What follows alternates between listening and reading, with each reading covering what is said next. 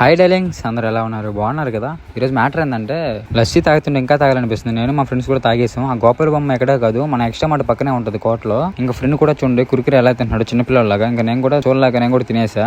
ఈ రోడ్డు మీద మార్నింగ్ పోతుంటే చాలా బాగుంటది. చుట్టూ పైర్లు అన్ని చూసుకుంటా పోవచ్చు.